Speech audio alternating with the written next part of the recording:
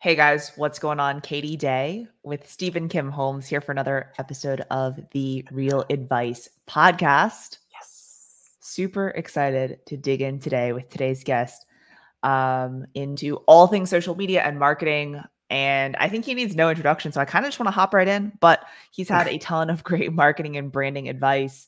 Multiple listing and parody videos go viral, like Nice Ass Kitchen, Old Town Realtor, Bob Never Broke My Heart. He was voted best realtor in Greenville, South Carolina by his mom. Join me in welcoming Mr. Robert Tompkins. How's it going? Woohoo! What's going on, man? How have I'm you been? excited to be here. I am so excited that you're here. You're one of my favorite people that I've never met in person.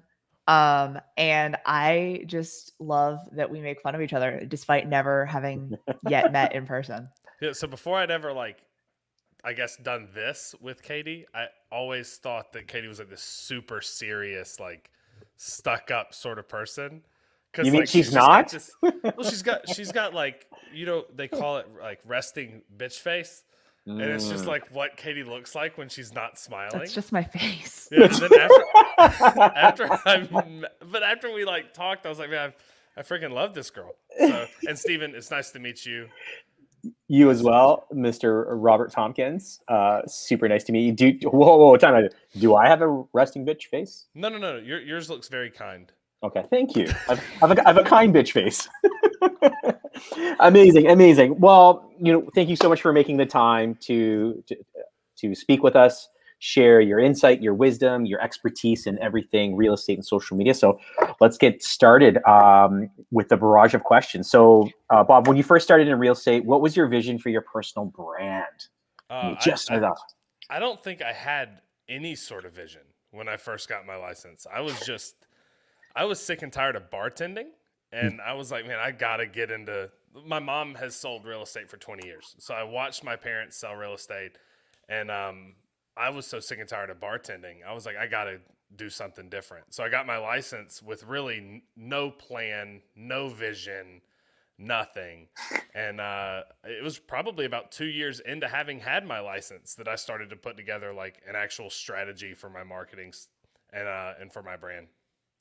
Well, and so like I feel like we've all had this same journey of our personal brand and kind of coming into ourselves as real estate agents and realizing that like that entire like cliche phrase of like your vibe attracts your tribe, right? Like I was Googling you earlier and like one of your headshots is like you like sitting there in a suit and tie, like, as has Steven, as have I, do that, right? And like, yeah. So how do you think that like now that you've been in the industry for a while, like how has your personal brand evolved and changed over the years from like, doing what everyone else does and, what you think is right to like now, like this is me and, you attract your clients? Yeah. So it's actually funny. We both know Brad McCallum and me.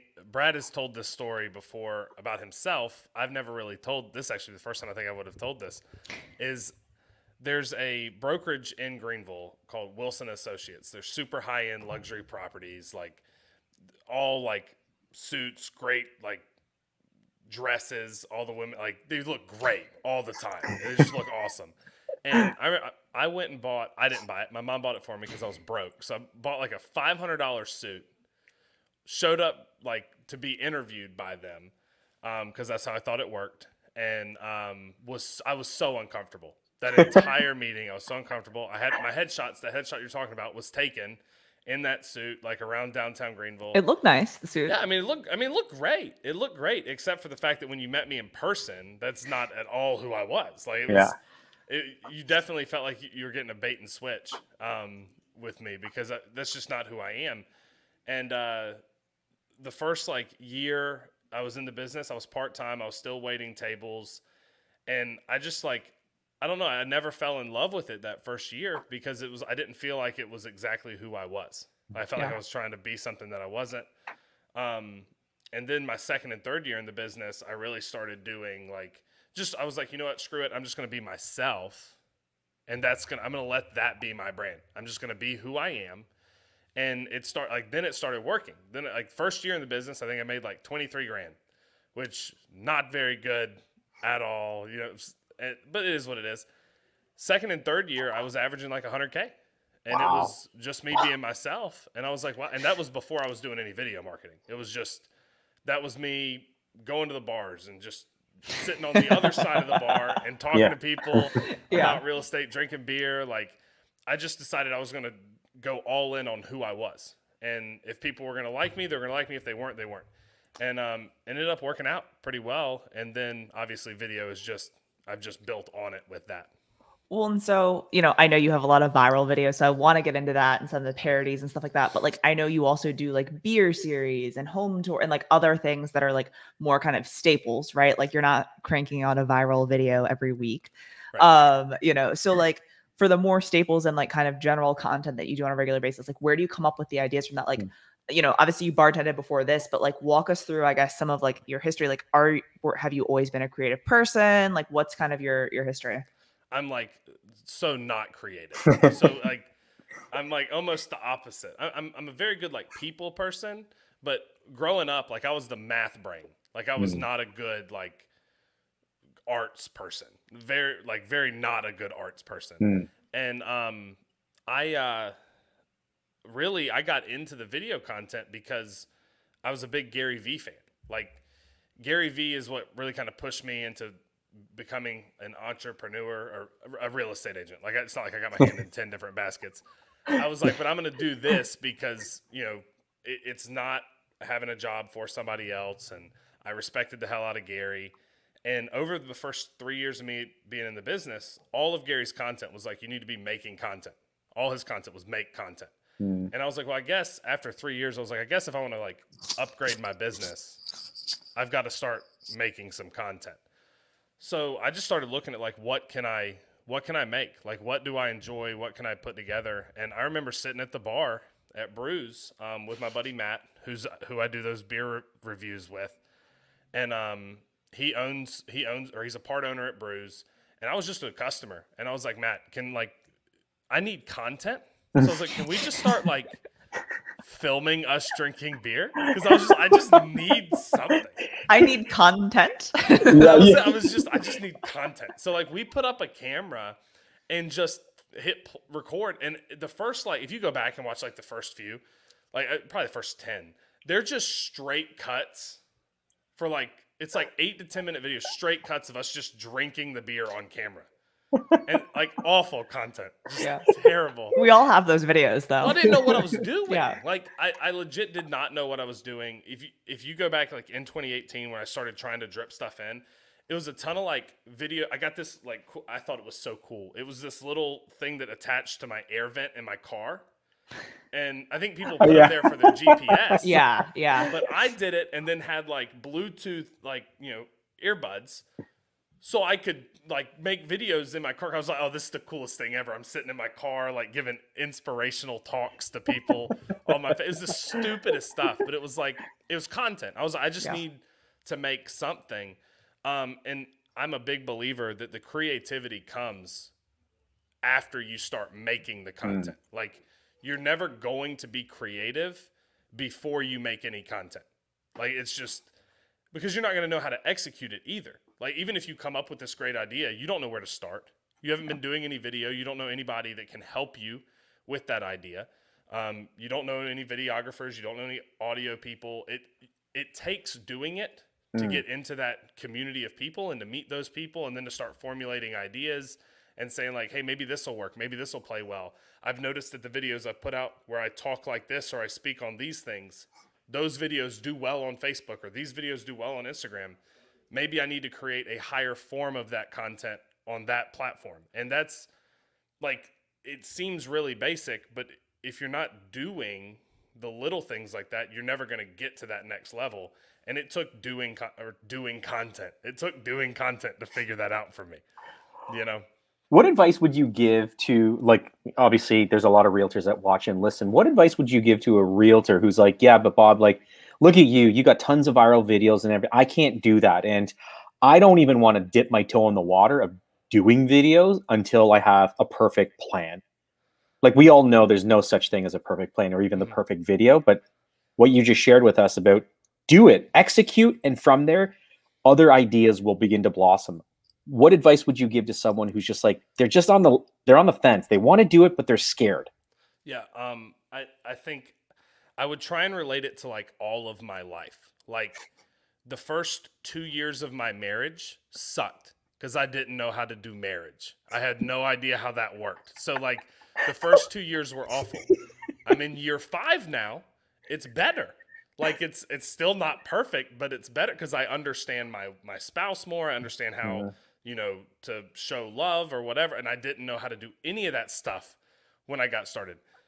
When I was a kid, I think I started playing basketball when I was 10.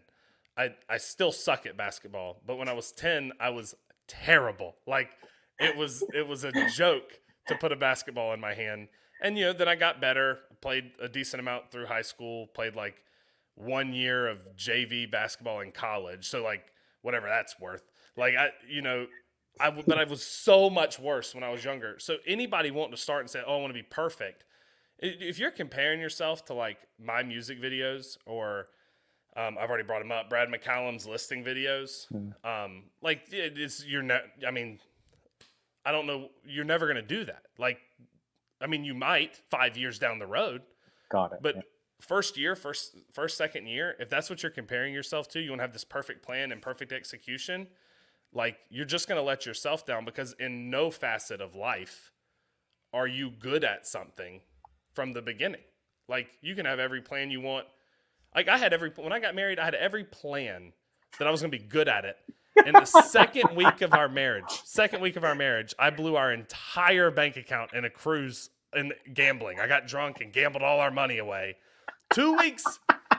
So any plan had for marriage was like, oh, throw that out the window. Like, just kidding. Yeah, blew that. Like, plans out the door. Like, that's so I know it's a far comparison, but when you're looking at like doing video or doing content for your business, you're gonna suck. Like starting off, you're gonna be bad at it, and you just have to get over that and know that you're only gonna get better by trying. That's really solid advice. And because I think I talk to too many people that are like, oh, well, I need to get the right tools and I need to get the right this and I need to get the right that. And it's like, go back to any video person that you love to their first videos. And it's like, here's my cell phone video with no mic, no lighting, no nothing. And I'm just talking, right? It was probably a Facebook Live too, completely unrelated question, but you mentioned sports. So I'm going to go to your hat. You're wearing a Broncos hat right now. I know that you're a Broncos fan because you post about it on social.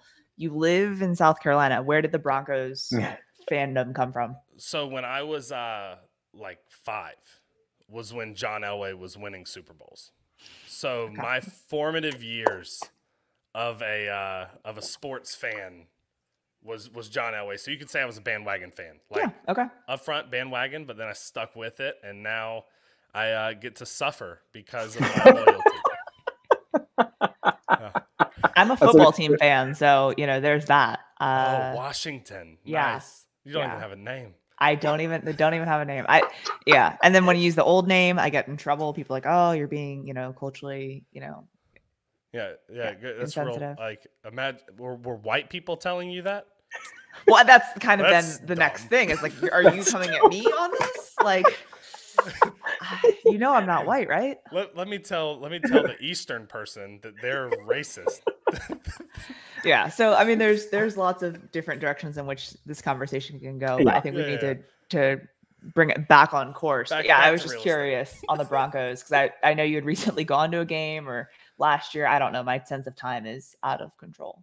Broncos games. It's actually been a long time. It's been like 3 years since I've been to a Broncos game. But a few months ago, we were at a Chicago Cubs game, which is the other team that I'm a big fan of. Wow, nice. So, yeah. So we took my daughter up for her first birthday to Wrigley Field, and she's actually named Waveland, which is named after Waveland Avenue, which is outside left field of Wrigley Field. So no way. That's what a crazy story. That's intense. So big time sports fan. That's Probably amazing. Too big of a sports fan. Bob, let me ask. So, this we get inundated with questions about video, like how, like getting started with video, where should we post video? And as much advice we give to people, very few people actually take the advice and execute on it. And so is it that, there's so much realtor flexing going on? You shared with us very early on in your career, $500 suit, you want to get in with that big brand name brokerage, and you thought that's what a professional realtor looked like. If I'm just starting out, or like I've been in the business for 20 years, whatever, and I have no content, should I be hedging on the professional brand, or should I be hedging on the personal brand like you've been doing? So, I mean, I'm big on the personal brand regardless. Like, because when I started, it didn't make sense for the guy wearing the $500-600 suit stepping out of his $14,000 Civic. Like, it didn't make sense, but it's what I was trying to do. There's no way I was going to be able to like actually afford some like 40, 50, $60,000 vehicle and actually make it all line up together. Like it just wasn't going to work. I think it's better for people to always lean in to who they actually are and where they are in life. I mean, it's going to be better for your mental state. Like if I'm sitting here trying to stretch myself thin to look like something I'm not, to be successful, I'm only going to drive myself crazy because, my $23,000 in the first year, while I look back on it, I'm like, man, that sucked. Like that's average. Like that's what the average first year realtor does, or around that number. So for me to try and live that far outside of my means really was only going to like, wreak havoc on my personal life. So I think it's a lot better from a budgeting standpoint, a financial standpoint, just lean into your personal brand up front, and then you don't have to worry about that. Why do you think there's this almost obsession amongst realtors that want to live that kind of, $60,000, $80,000 car, $500, $1,000 suits, like flash, like, what do you think the allure is in that kind of realtor flex, like that the limelight? I mean, I think there's a lot of ego in it. And I think that there's a lot of low self-esteem that's involved in it. So like, I look at my buddy who's thinking about buying a house, and I know that he knows 3 realtors, and he's going to want to work with the one that looks the most successful. So I need to look more successful than the other 2. Like there's that whole idea of people are drawn to success. So if I fake it, then these people are going to be drawn to me and they're going to want to use me. And I don't think that's the case. I think people are drawn to authenticity. So like, just be yourself and show where you're actually at, show the journey of you getting to where you want to be, and people are going to want to work with that. But, I mean, I don't know. I just think it's a lot of ego, because to me, nothing else really makes sense on why you would try and be something other than what you are. Katie's shared with me that you do a lot. I've seen some of your videos, like viral content. Would you say that that's almost a necessary attribute if you're thinking about going viral? Like, look, there's no master plan blueprint on going viral, but would you say that that would be a good starting point if you're thinking about that? How liberal can I be with my words? If you have real advice, man, you gotta be real. I mean, like, you don't even have to ask. Honestly, like you just gotta like not give a fuck. Like that is the only way to go. Like, I mean, if your focus is going viral, I think if your focus is going viral, your focus is in the wrong place. Like I went viral not trying to go viral, and then I developed an audience that helped me go semi-viral multiple times after that, because people are already following the content. So it's easier to do it if you've done it one time. But that wasn't my focus. My focus was providing content that people around me that were already in my community would just enjoy. And then it turned into something a lot bigger than that. And if you focus on going viral, you never will. Like it's a hard thing for people to understand, because they're like, oh, I just want to try and go viral. They try and build this perfect idea. But I mean, maybe, yeah. I mean, a key component of that probably is just being yourself. Because if you're trying to force something, people see that. When you go to, so 2 questions. The first one was the Nice Ass Kitchen, the WAP parody. Yeah. Was that an actual house that you were trying to sell, or was that just like a house that you did a video in? No, that was a house I'd already sold. Okay. So I'd helped them buy that. I'd helped Heath and Jess buy that house like 6 or 7 months before that. Mm-hmm. And it's a D.R. Horton subdivision. I actually asked D.R. Horton if I could use their model kitchen for that video, and they said no. Yeah. So being the way I am, I'm like, fine, I'll just use one of the houses in the subdivision. So then I called Heath and Jess and was like, hey, the builder won't let me use their model, so I'm just going to use y'all's house. And they were cool with it. And yeah, so it was, I mean, it was a client's house. It was, yeah. I love this video. Hold on, I'm trying to turn it up. I said you these guys hear me? countertops speak. Plumbing doesn't leak. I don't know how to turn it up. Nice ass kitchen. Have you cutting up a leak? Yeah, yeah, yeah. Anyways, That's a nice ass kitchen. it just when I watched that and I was just like, oh my goodness. So I wasn't sure if it was a listing video or what, the premise was. When you go into a listing appointment now, do you have clients that are like, are you going to do this epic video for me? Or are you like, this is what we do because this is how we actually market homes? Or like, what does that conversation kind of look like? So, I mean, like sometimes people are like, oh, I want you to do like a super cool video. And I'm like, well, I'll do a super cool video if you got a super cool house. Like if you don't, like, we're just going to do a normal marketing video. I tell them that the videos I use to market myself and the videos I use to market your house are two very different videos. That people searching on Zillow don't want to watch a video of me dancing in a kitchen. That's just not what they want to do. They're there shopping. So they want to see the product. They don't want to see me. So while I do incorporate myself into listing videos, those are primarily focused on showing what the consumer's looking for. Whereas in my marketing, like I'm marketing me. So yeah, in those situations, they're looking for me. They're watching me. For that purpose, so it fits. I mean, for me, really, it's like, look, we do this, and I'm in BFE, South Carolina. Like, no other agents are doing what I do, period. So it's super easy. When I show them just basic general listing videos, none of my competition is going in and showing them that. So they, typically I get the business. But Bob, that's too silly of a video. Like, aren't you worried that your sellers are going to be upset with you if you're not taking your job serious? You're dealing with hundreds of thousands of dollars or even millions of dollars. Like, I get this all the time. I'm sure, Katie, you get this like all of the time. How do you break through that objection, that noise? Well, I think the content actually breaks through the noise for me because I don't do a whole lot of cold calling, a whole lot of like, I don't buy leads. It's pretty much all organic business for me. And my phone rings with people that want me. So when I show up for that appointment, like they're like, what outlandish idea? Like kind of what Katie was saying. It's like, what are you going to do? Like, we want to see something creative. And it actually makes things a lot easier for me because the clientele tends to be a little more goofy on the silly side. Like, it is that whole idea of your vibe attracts your tribe. I hate that saying, but that's why I was like, I'm gonna say it, but I hate it so much. But like that is what it is. Like I attract the clientele that wants to work with me because they resonate with me. So I really don't have many of those conversations too much. Sometimes, like, I mean, I had one guy marketed a piece of land for him, and I said, this is pretty neat. Like, I don't know if you've ever seen the video, but there's an old YouTube video. This guy going across like nature, calling it nature, saying he's on a nature walk, and he calls everything pretty neat.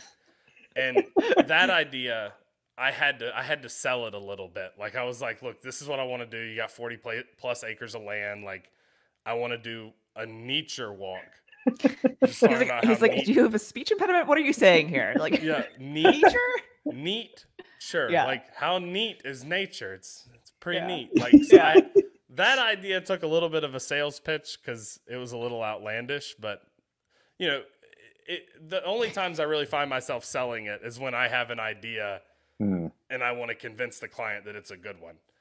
But at the end of the day, I also leave it up to the client. If the client doesn't want me to do something, then I won't do it. That's fine. You can fly a drone around and call it a day, but Yeah, you want basic marketing, that's fine. We'll do that.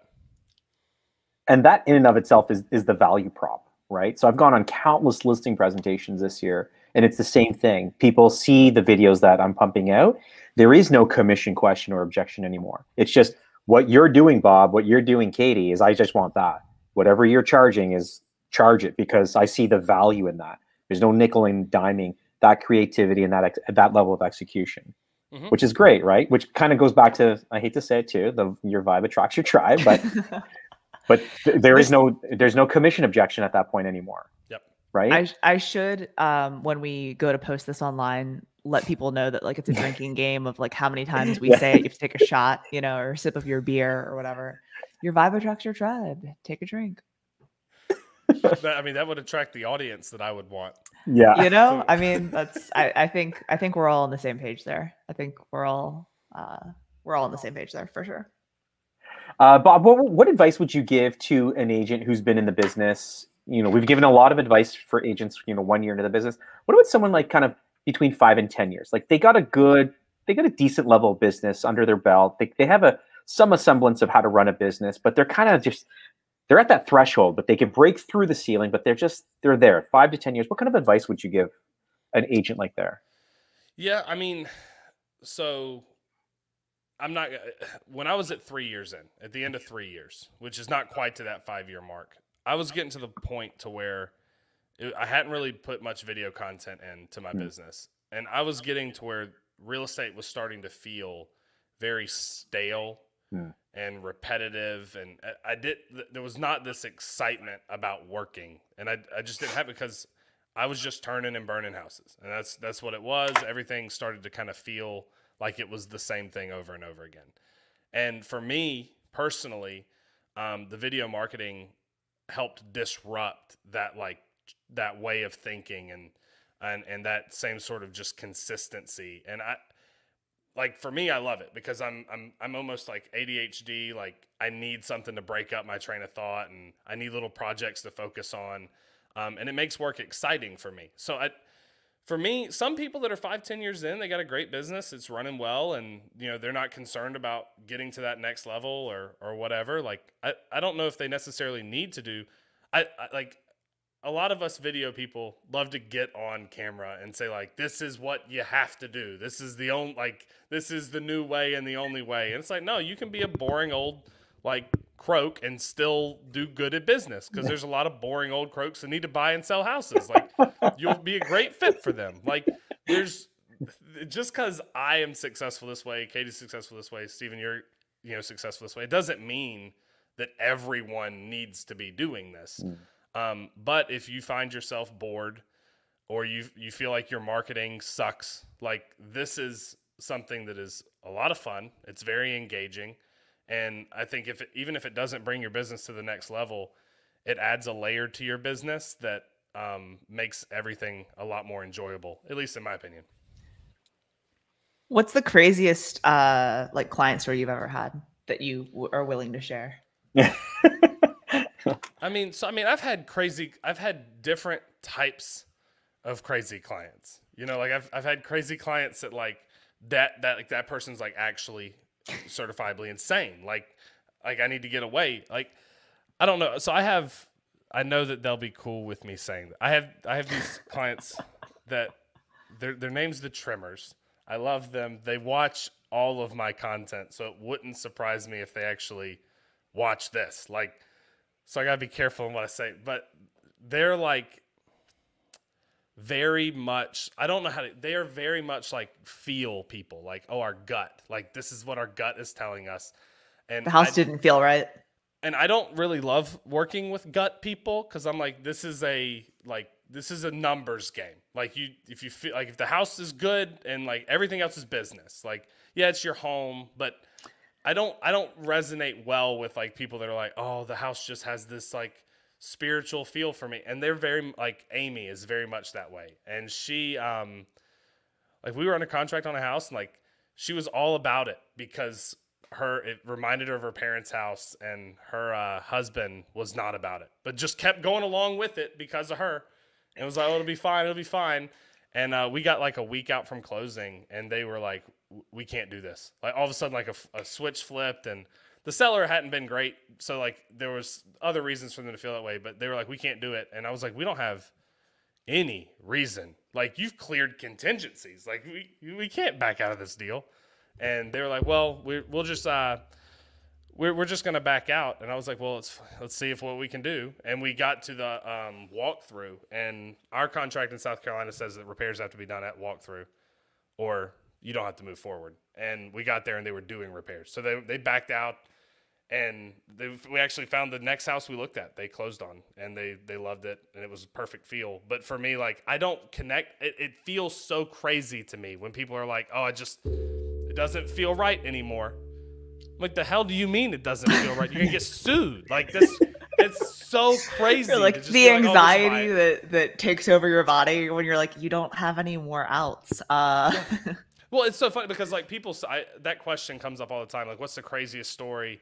And to me, I'm like, that's, like, actually crazy. Like, to do something that could get you sued is, like, actually crazy. It's not like, oh, well, you know, somebody had, like, pet snakes in the basement. Like, no, like, this is actually crazy. Like, you could lose all your money.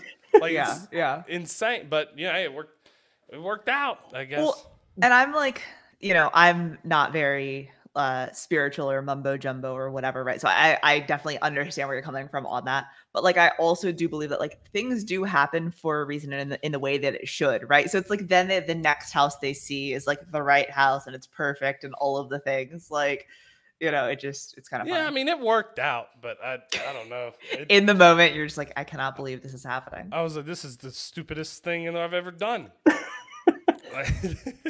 That's what scares me about U.S. real estate. But in the 11th hour, like, your clients can walk. Like, here in Canada, well, in Ontario, Toronto specifically, here's the offer, 5 days fulfill, you know, do your due diligence. Once it's firm, you're moving in, even if it's 60, 90 days down the road. Like, there are almost no outs unless the house burns down or like the house gets And even trashed. then. But like, it's crazy. Like, we don't technically have outs, but people be like, all right, fine, I just won't buy it. Sue me. Yeah. Or sellers that are like, I no longer want to sell. You're like, well, but we have a contract. And it's like, okay, sue me. Like, that's like almost like their mindset. It's like, all right, sue me. Like, what? No, I don't want to. And as the agent, it's the worst. Because, like, now I'm going to get roped into this. Like, now I'm going to have to show up and give my account of what happened. Meanwhile, I didn't get paid for any of it because it didn't close. Like, I'm like, this is... That side of the job is the worst part of this job. What's your favorite beer? Well, that's like the most impossible. What's your top 3 beers? Okay, my top 3 beers. So there's a brewery in Hickory, North Carolina called Old Hickory. They have a beer called the Event Horizon. That is my favorite. Ooh. It's an imperial stout brewed with honey. It's phenomenal. Okay. 13 Stripes is a local place. They're in Taylor, South Carolina. They have a beer called Freedom World, and they do different series. I love it because it's every release that they have of it tastes a little different. It's the same recipe, yeah, but they have like a different brewmaster make it every single time, or they do different little techniques to it, so the beer never tastes exactly the same. Wow! So I absolutely love that series just because it really is like a craft beer. And then there's KBS, which is Kentucky Bourbon Stout. It is phenomenal. It's phenomenal, but it's like ranked as one of the best beers. So I feel I can't put that number 1 or 2 because it's like the consensus among stout drinkers that's like the gold standard. So I'll put it as number 3. I just want to drink right now. Like, this just sounds epic.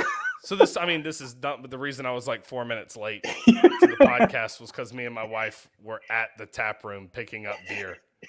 That's literally why I was late to this. So, are you normally a stout drinker?